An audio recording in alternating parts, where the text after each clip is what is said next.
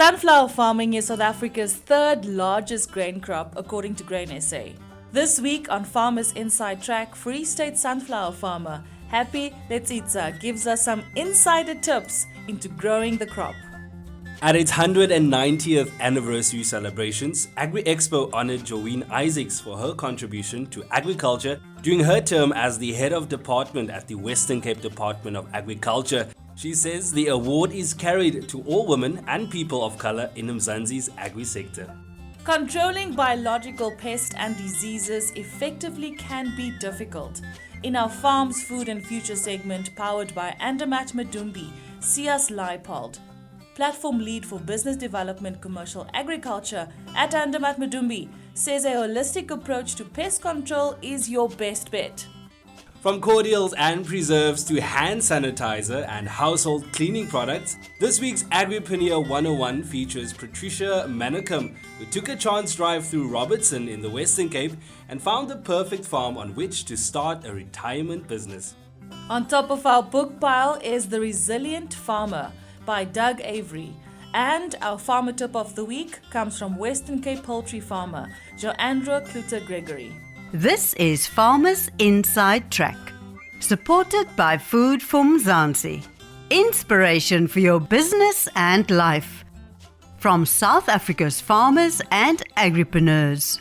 Hey, I'm Mzansi and welcome to episode 103 of Food for Mzansi's podcast called Farmers Inside Track. I am Donumdu, the editor for audience and engagement at Food for Mzansi, and joining me is my co-host and Food for Mzansi's head of news, Duncan Wasiwa. Hey Dawn, it is absolutely great to be back, and what an honor, to be in the seat as head of news.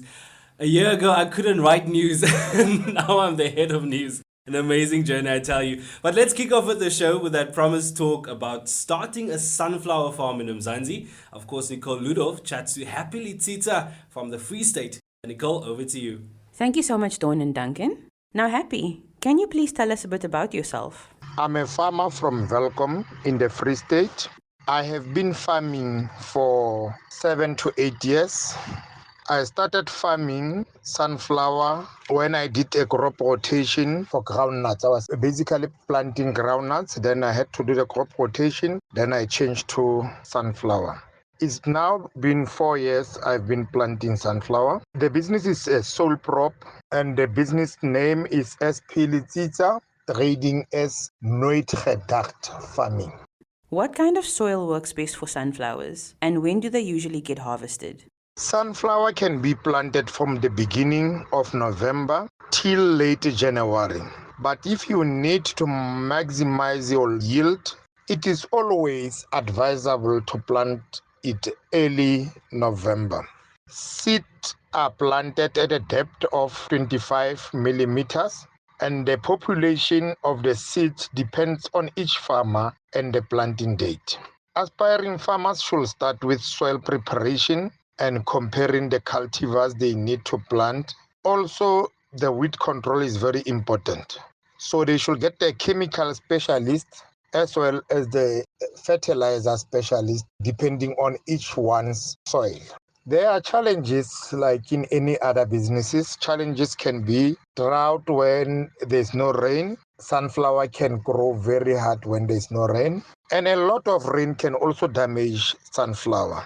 The other challenges which we can't control is birds eating the sunflower when it's ready for harvest. So the birds you can also control, but you can always try other things like bombs and shooting the birds and all that, but you can't control them.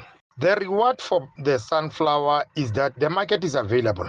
You can always take your sunflower to OVK, Big Cop, like OVK and Senves. So the market is available. Oil cities, the market is very big and available. Do you have any tips for aspiring sunflower farmers? What kind of challenges come with sunflower farming? And what would you say are the rewards? It's an easy planted commodity. Also, the input for the planting is very reasonable.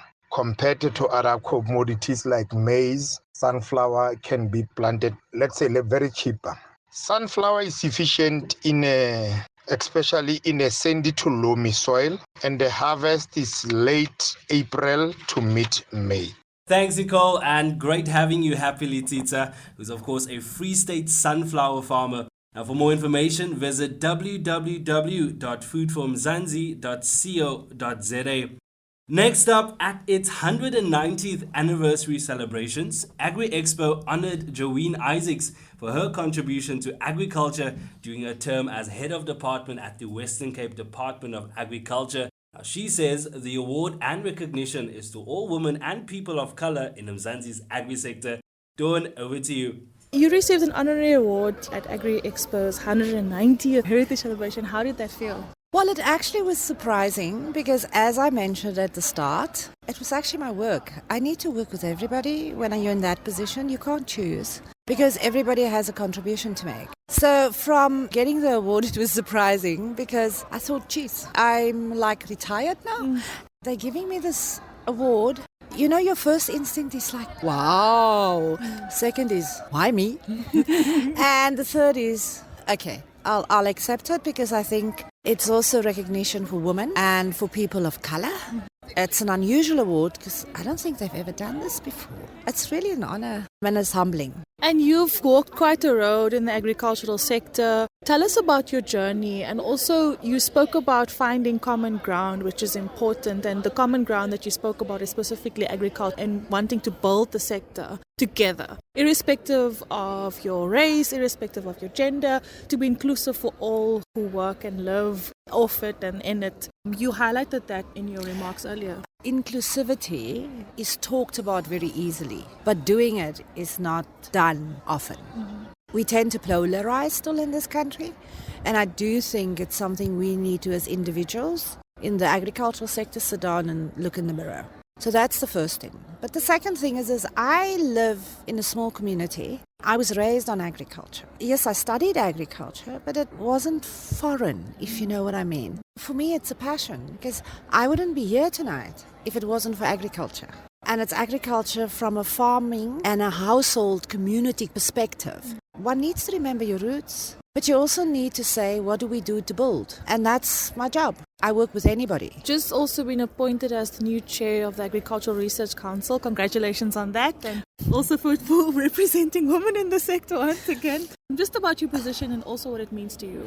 I think what is important is that, as I mentioned in the speech, is the Premier nominated me and the National Minister accepted the nomination and then decided to make me chair. I think the Agricultural Research Council has a lot to offer the sector, and I do think the work they're doing there is wonderful, but people don't know about it. And so my job is also to demystify what happens in that organization and to show farmers there is a common purpose. To the farmers and readers of Food from Mzansi, just your message for them, especially the new farmers in the sector. Agriculture is important. Your role in it is important. You need to create a network around you so that you can get the right information at the right time for the right reasons so that you can expand agriculture and get the young people involved because we need to look after our future. Thanks, Dawn. And of course, great having you, Joyene Isaacs, who's the newly appointed chair of Agricultural Research Council. Talk about a dynamic and powerhouse in Mzansi's agri sector. We now change gears from celebrating agricultural role players to controlling biological pests and diseases effectively. In our Farms, Food and Future segment powered by Andermatt Madumbi, Sias Leipoldt, platform lead for business development commercial agriculture at Andermatt Madumbi, says that a holistic approach to pest control is your best bet. I usually start by asking all of my guests a little bit about themselves. Where did you start in the agri sector? And tell us a bit about your work at Andermatt Madumbi. In agriculture for quite a long time. It started 1998, basically, when I joined BASF up in Rensburg as an entomologist. I left them in 2000 to join a biological company in KZN by the name of Biological Control Products. I spent about 7 years with them before joining Madumbi. Well, there was a year which I worked for Andermatt South Africa. But since then, I was involved with Madumbi and since 2011 with Madumbi full-time. Over the past few weeks on Farmers Inside Track, we've covered root and soil health, plant vitality, and this week we're focusing on biological pests and disease solutions. Now, to kick off, perhaps you could give us an overview of what biological pest control is exactly. There's many definitions. I think if you go and look on Google or look for a definition, you will find quite a lot. But it all boils down to the control of pests and diseases by making use of biological control agents. Now, these biological control agents is normally predators, parasitoids, as well as microorganisms. And quite often, the predators and parasitoids are grouped together and called macrobials. And we're quite fortunate at Andermatt Madumbi because not too long ago, macrobials became part of our biomanagement product portfolio. And this is because a sister company in South Africa joined the Andermatt group, and our macrobials are now produced by Andermatt Vital Bugs, and they're situated in Tsenin. With regards to the microorganism side, it is divided into beneficial fungi, and all our fungal products are produced by Andermatt Plant Health Products, and they're situated in KZN.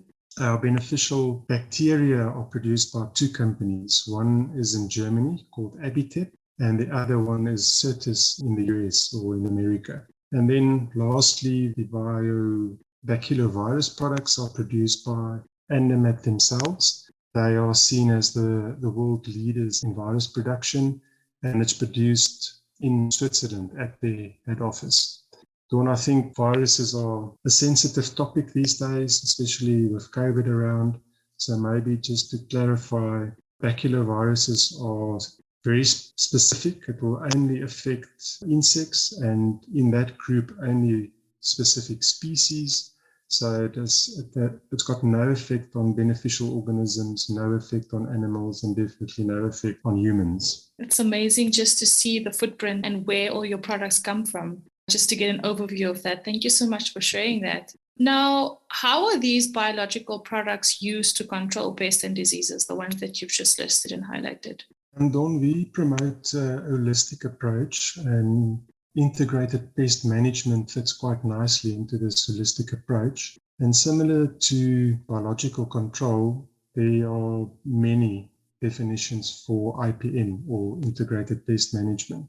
At Madumbi, we like to use the one from Dr. Surendra Dara. He's the entomology extension advisor for California in the US, and he devised or put together a very good definition for IPM. And according to Dr. Dara, IPM focuses on pest and disease control in such a way that it is economically viable. So it's got to be affordable, it's got to be socially acceptable, and also it's got to have minimal impact on the environment. So the bottom line is that you don't use a single product or focus on a single product, but rather a combination of product or strategies. And tied into this, at Madumbi, we don't focus only on biological products, but rather biorational products. You know, a biorational product is any product that can fit into an IPM strategy and that will have minimal impact on the environment. So if you look at our total biomanagement portfolio, these products will be the macrobials, it will be biostimulants, it will be microorganisms, it will be plant extracts, as well as some of the products based on minerals. Now, Sias, how can this range, which includes fungi, bacteria, baculoviruses, plant extracts, and minerals, assist farmers to improve their operations? I think the best option is to follow the Ipm Principles, as I mentioned, and a strong IPM program will combine various products and strategies. And currently there's roughly 9 categories which farmers can use to either choose products or a strategy from. For us, and I think Mark Hutton and Dr. Brendan Newman highlighted this in previous conversations, our priority is to increase plant health and soil health. And we can do that by either using biostimulants or cover crops. Secondly, we could use macrobials, as I've mentioned, but there's many other options. You know, mass trapping is an option, using pheromones not only for monitoring, but also to attract insects for the purpose of controlling them. And then where Andermatt Madumbi comes into play is the supply of microorganisms. Those are the fungi, bacteria, and viruses I mentioned. We also have plant extracts and mineral-based products. And then lastly, everyone thinks that chemicals do not have a place in an IPM program, but they do. It's a combination of all these strategies to give you a proper program. And well-designed IPM program will be effective. It will prevent resistance buildup, and also it will have minimal impact on the environment. Thank you so much for that overview, Sias. Now, what can Mzansi farmers and especially new farmers do to protect their crops against pests and diseases? You've just mentioned a few examples of the products, but how can they do it practically as well? And especially around the management. It's very difficult for a new farmer to know all of this when they get started. What are the key things that they should be focusing on? Dawn, I think when you look at biological products or biorational products, prevention is always better than cure. And that is why the focus on producing healthy plants in healthy soils and preferably with a healthy root system and in a healthy, good environment, that is always your first objective. Unfortunately, in a monocrop system, I think we'll always have challenges with regards to pests and diseases. And therefore, for a farmer or a new farmer, you have to look at using Ipm Principles. And that means that the farmer, farm management, if it's a big operation, and all the employees need to be hands-on. They have to be knowledgeable not only about the crop they're producing, but also the interactions between that crop and the different pests and diseases. And as you can think, managing all these aspects, you have to have effective communication between all parties and also advanced and proper planning. And for me, maybe the most important one, specifically when you want to incorporate biorational products, you have to know what's going on in the crop, what is happening and when it's happening. So therefore, proper and frequent scouting becomes critical. And then before we let you go, Sias, could you list 3 vital tips for farmers when it comes to using biorational products to manage pests and diseases? And then that will wrap up our conversation for today. I think it's quite difficult to prioritize it to 3, but in the introduction, I mentioned that I've been in the agricultural business for quite some time, and specifically with biological products. And 20 years ago, when biologicals were introduced to agriculture compared to now, where it's becoming more mainstream, it unfortunately means that there are a lot of companies, fly-by-night companies, that are seeing the opportunity, and that is all they want to take, is this opportunity. And unfortunately, it results in them selling inferior products and with making unrealistic promises. So my first tip would be for farmers to buy quality products and buy it from reputable companies, whether it's the production or the distribution company, because they must ensure that these companies have quality assurance protocols in place. And at the very least, by law, all pest and disease control products have to be registered under Act 36 of 1947. So farmers need to look whether those products are registered. At least that gives them some assurance that the relevant product has been tested commercially.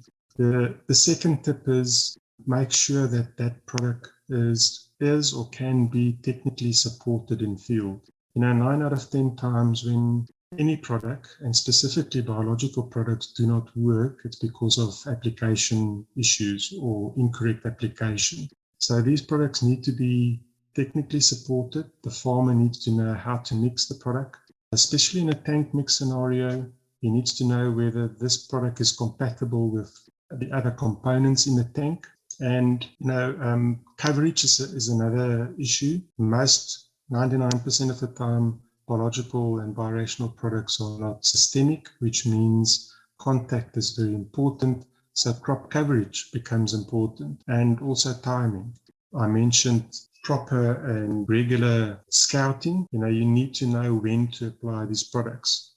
And then the last tip, if you can put it that way, is that farmers should move away from looking for silver bullets or single products to sort out a problem, rather look at a holistic approach, as in IPM, where you combine the best of all categories to give you the solution that you're looking for. Thank you so much. That was great. Is there something else that you maybe want to add as we close the conversation? It's an interesting era we're entering, as I said, being involved from the beginning, but from early days to where this industry is moving now. It's exciting times. I'm looking forward to it. It's my passion. I love seeing how we can incorporate, biorational products into conventional chemical programs. Looking forward to the road ahead. Thanks, Sias Leipoldt, Platform Lead for Business Development Commercial Agriculture at Andermatt Madumbi. Next up, our Agripaneer 101 segment features Patricia Manicum, the co-founder of Owls Products based in Robertson in the Western Cape, who produces everything from cordials and preserves to hand sanitizer and household cleaning products. Patricia, you and your hubby were set on taking an early retirement, but started an agribusiness instead. Can you tell us a bit about yourself and how Owls Products started? My husband and I, Hedley, we originally from Johannesburg. My husband has always wanted to do early retirement at 55, leave the corporate life and do something else. And we were very fortunate that we could do that by taking an early retirement package. And he could do that. He did retire earlier than 55. And then we had an agreement. I said, that's cool, but he needs to take a sabbatical for a year. And then we started looking on where we're going to go. We didn't have to stay in Joburg at all. My background was landscaping at that stage. I could just pick up my landscaping designer box and go wherever I wanted to. And it took us 2 years to look at all the different places in South Africa. And when we did Route 62, we just fell in love with the valley, and that was in 2016, January 2016. And we then decided to look for what's available in the area, not knowing what we wanted to do. And Owl's Rest Farm was for sale at that stage. Got a beautiful house, and we bought it as a going concern. We then bought the property and grew the business to what it is today. What are some of the challenges you face in your business, and what are some of the more rewarding aspects? The other challenges that I've got as a woman being in the farming industry, it is still a little bit difficult for a woman to be in there. In certain sectors, they look at you and they think, oh, are you doing your garden? And you've got a few olive trees and some lavender bushes. But it is slowly but surely changing, which is wonderful to see. Although in the olive industry, I must say, and I have to compliment the olive industry and SA Olive on that, there are quite a few ladies who have olive farms who make a success of it. And it's wonderful to see that opportunity and to be part of that industry. What keeps you inspired or motivated? Getting compliments from people saying, wow, what a gem this is, how beautiful it is, how beautiful our farm is. Having repeat customers coming back to us. People just keep on coming back, just even if it's just for a coffee, to enjoy the beautiful nature around us, and people relying on our products and buying again and again because they're really enjoying it. And that is really lovely and fantastic to see. It's heartwarming to have that. What are your 5 tips or pieces of advice for aspiring agripaneers who may want to follow in your footsteps? It's so beautiful and wonderful to see how the local people, how the South Africans have supported us through lockdown. And that's really, really been fantastic. We feel very blessed and fortunate that we're in a situation like that. Thanks, Duncan and Patricia Manicum, co-founder of Owls Products based in Robertson in the Western Cape. Now for our book of the week as chosen by farmers, The Resilient Farmer by Doug Avery. The author opens up about the mental and emotional challenges he had to overcome in an isolating and unpredictable agricultural sector. Terry Ann Browers, Food for Mzansi's Citizen Journalist of the Year, reviews this book for us. Hi Dawn and Duncan. In this deeply personal and honest book, farmer Doug Avery opens up about the mental and emotional challenges he had to face in the isolating and unpredictable agricultural sector. Doug Avery suffered terribly during an 8-year drought. His farm was depleted and so was he. He did not realize it, but this difficult time had put him in a severe depression. Avery says that his story is not uncommon, as many farmers have to soldier on in isolation, slipping further and further into debt and desperation. This book is a great read for all farmers as it tackles the emotional and mental struggles that farmers have to often deal with in silence. Thanks, Darianne. You know what, Dawn, we often overlook the mental health struggles so many farmers, agricultural workers, and many others deal with in the sector. Remember, if you'd like to review a book or perhaps you have a book suggestion, feel free to email us at info@foodformzansi.co.za. Now, before we let you go, we now share our farmer tip of the week from Western Cape poultry farmer Joyene Isaacs. She shares a few vital tips for new and aspiring poultry producers. Girl or boy, you really need to have the passion for it. If you want to get into it, go for it, but also know that you have to be active. And when I say actively involved, you can't sit on the internet and farm. You can't sit on your phone and farm. You can't always say, I put a worker there. It doesn't work that way. You have to tap on your own chest and say, okay, do I understand what I let myself into? And do the person understand that I'm employing what is expected from them? So my tip will be, start with what you have, but also remember that it is hard work. It's hard work. It's a lot of time. Sometimes you will have to get up at 12 o'clock at night. You will have to go and check on your chickens. You will have to do a lot of things. So don't think it's an easy journey, because it's not. If you don't cope well with loss, then get out. Because as a livestock farmer, you're going to have loss, but you also need to know how to deal with it. If you don't have a checklist when you walk into your coops, remember, we rely on other people, but we also need to guide other people. We need to guide other people, we need to train other people, we need to inform other people.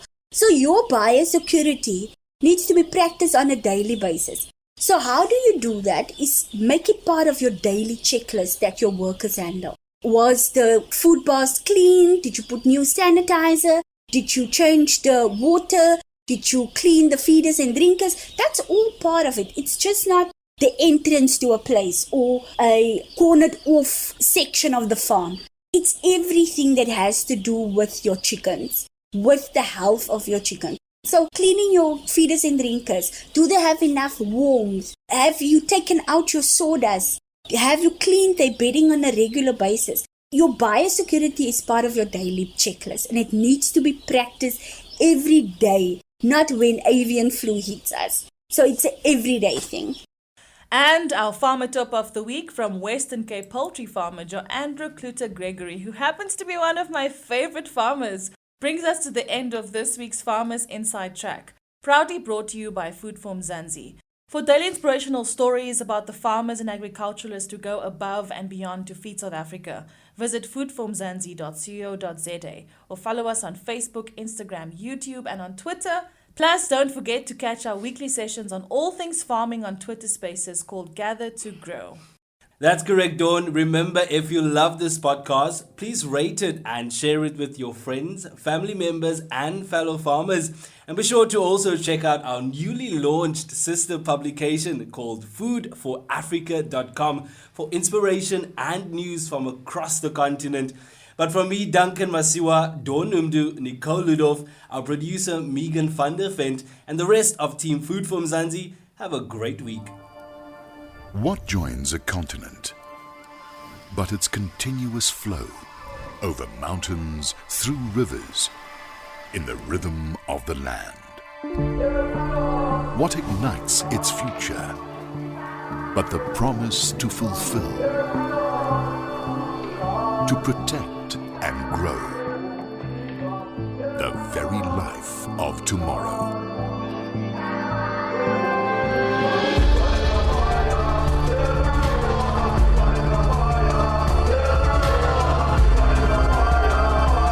This is why we do what we do under the African blue. Corteva. Keep growing. You've been listening to the Farmers Inside Track podcast, supported by Food for Mzansi. For more information, find us on www.farmersinsidetrack.co.za.